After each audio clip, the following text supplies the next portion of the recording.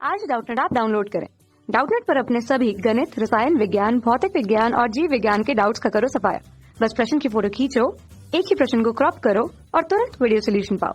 अभी डाउनलोड करें। Hello everyone, आज का प्रश्न है दो झिर्रियों के मध्य दूरी 1 मिलीमीटर है तथा पर्दा 1 मीटर दूरी पर स्थित है तथा 500 नैनोमीटर तरंग दैर्ध्य के नीले हरे प्रकाश का उपयोग किया जाता है, तो कॉलम 1 में दी गई क्रियाओं को कॉलम 2 में दिए गए फ्रिंज प्रारूप में परिवर्तन से सुमेलित कीजिए। तो नीचे हमें दो कॉलम दिए हैं, कॉलम 1 और कॉलम 2।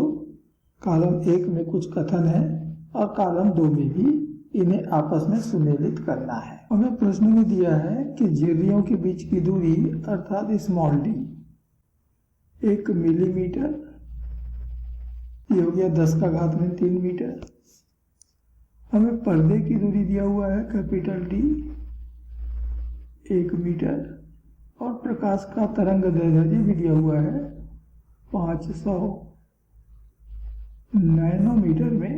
ये हो गया 500 × 10⁻³ मीटर में, अर्थात 5 × 10⁸ मीटर। हमें भी मालूम है कि फ्रिंज की चौड़ाई बराबर होता है d λ/d और फ्रिंज की कोणीय चौड़ाई थीटा बराबर होता है β/d या λ/d।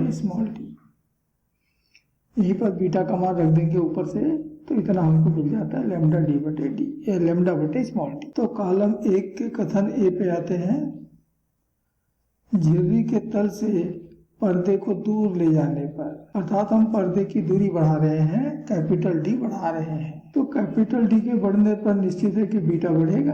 बीटा बराबर d λ/d है, तो ये विकल्प भी सही हो सकता है ए के लिए। और कहता है फ्रिंजों का कोणीय विस्थापन नियत रहेगा, अर्थात फ्रिंज की कोणीय चौड़ाई ये नियत रहेगा। तो कोणीय चौड़ाई के सूत्र में देखिए λ/d, न लैम्डा में परिवर्तन हुआ है न स्मॉल डी में परिवर्तन हुआ है। हम कैपिटल डी में वृद्धि कर रहे हैं केवल, तो लैम्डा और स्मॉल डी तो निश्चित है और इसलिए थीटा भी नियत रहेगा। थीटा भी नियत रहेगा और इसलिए हम देख रहे हैं कि ए के साथ कथन 2 बिल्कुल सुमेलित हो रहा है। ए के साथ कथन 2 सुमेलित हो रहा है। अब हम दूसरे कथन बी पे आते हैं। स्रोत अन्य लघु तरंग दैर्ध्य के स्रोत द्वारा प्रतिस्थापित करने पर, अर्थात लैम्डा को कम किया जा रहा है। तो लैम्डा को यदि हमने कम किया तो लैम्डा कम होने पर फ्रिंज की चौड़ाई भी कम होगी और फ्रिंज की कोणीय चौड़ाई भी इसलिए कम होगी, बीटा भी घटेगा और थीटा भी घटेगा। यानी फ्रिंज की दूरी घटती है, अर्थात फ्रिंज की चौड़ाई कम हो जाती है। तो कथन बी के साथ में कथन 3 सुमेलित हो रहा है। तो हम कॉलम 1 के कथन सी पे आते हैं। यदि प्रयोग का संपूर्ण निकाय व्यवस्था जल में डूबी हो, यानी हमने पूरे प्रयोग को जल में डुबा दिया, तो जल में प्रकाश का तरंग दैर्ध्य बदलेगा। तो जल में तरंग दैर्ध्य λ' बराबर होगा λ/μ के, और जल के लिए अपवर्तनांक होता है 4/3, अर्थात ये हो गया 3/4 लैम्डा।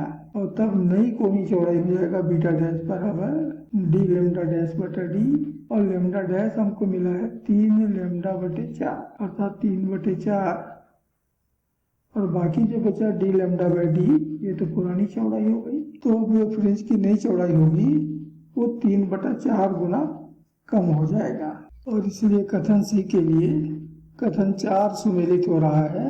फ्रिंज की चौड़ाई 3/4वीं हो जाती है। और फिर अंत में हम कथन डी पे आते हैं। स्लिटों के मध्य दूरी कम करने पर, अर्थात स्मॉल डी को कम कर रहा है। स्लिटों के मध्य दूरी यानी झिर्रियों के बीच की दूरी कम किया, अर्थात स्मॉल डी को कम किया। और जब स्मॉल डी घटेगा, ये डी घटेगा बीटा के सूत्र में, तो निश्चित है कि बीटा बढ़ेगा, तो फ्रिंज की रेखीय चौड़ाई बढ़ेगी। बिल्कुल सही है, इस बीटा को रेखीय चौड़ाई ही कहा जाता है, यह बढ़ जाएगा।